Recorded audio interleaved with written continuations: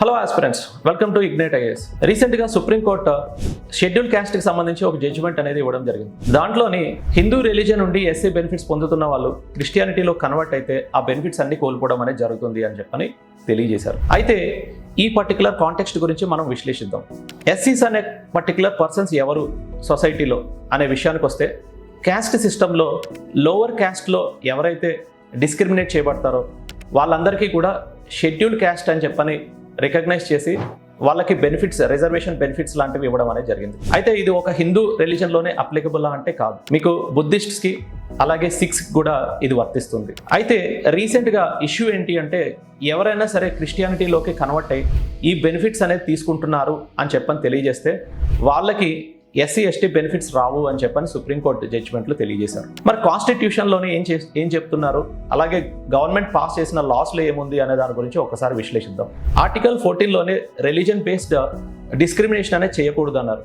కానీ ఇక్కడ బుద్ధిస్ట్స్కి, సిఖ్స్కి, హిందూస్కి SC benefits అనేది ఇస్తున్నారు. రిలీజన్ బేస్డ్ రిజర్వేషన్స్ అనేది ఇస్తున్నట్టు తెలుస్తుంది. అలాగే గవర్నమెంట్ కూడా షెడ్యూల్ క్యాస్ట్ ఆర్డర్ అనేది పాస్ చేసి ఆర్టికల్ 341లో ప్రెసిడెంట్ షెడ్యూల్ క్యాస్ట్ని రికగ్నైజ్ చేస్తారు, గవర్నమెంట్ లిస్ట్ అనేది ప్రిపేర్ చేస్తారు, అంటే పార్లమెంట్ లిస్ట్ తయారు చేయడం అనేది జరుగుతుంది. అయితే మరి క్రిస్టియానిటీలో కి కన్వర్ట్ అయిన తర్వాత నిజంగా వాళ్ళు డిస్క్రిమినేట్ చేయబడట్లేదా అనే విషయానికి వస్తే, మీకు హిందూ రిలీజన్ నుంచి క్రిస్టియానిటీకి మారిన, హిందూ రిలీజన్ నుంచి మీకు ఇస్లాంలోకి మారిన ఆ డిస్క్రిమినేషన్ అనేది మీకు కంటిన్యూ అవుతూనే ఉంది. And at the same time ఈ పర్టికులర్ రిలీజియస్ బేస్డ్ డిస్క్రిమినేషన్ వల్ల ఆర్టికల్ 14 అనేది వయలేట్ అవుతుంది అని కొంతమంది స్కాలర్స్ చెప్పడం అనేది జరుగుతుంది. అలాగే ఆర్టికల్ 25లో కూడా ఏమని తెలియజేస్తున్నారు అని చెప్పని చూస్తే, మీకు రిలీజియస్ ఫ్రీడమ్ అనేది ఇస్తున్నారు, ఏ రిలీజన్ అన్నా ఫాలో అవ్వచ్చు అంటున్నారు. ఇలా కొన్ని రిలీజన్స్కి మీకు రిజర్వేషన్స్ ఇస్తాము అని చెప్పడం వల్ల వాళ్ళు ఫ్రీడమ్ ఆఫ్ రిలీజన్ అనేది ఫాలో అవ్వలేకపోతున్నారు. సో అట్లా మీకు ఆర్టికల్ 25 అనేది కూడా రెస్ట్రిక్ట్ చేస్తున్నారు అని చెప్పని తెలుస్తుంది ఈ పర్టికులర్ గవర్నమెంట్ ప్రాసెస్ వల్ల.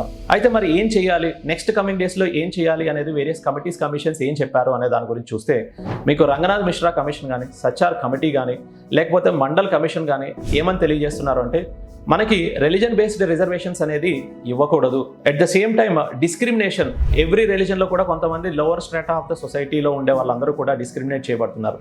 అలాంటి డిస్క్రిమినేషన్ బేస్డ్ రిజర్వేషన్స్ కానీ, బెనిఫిట్స్ కానీ అందించాలి అని చెప్పని రికమెండేషన్స్ చేశారు.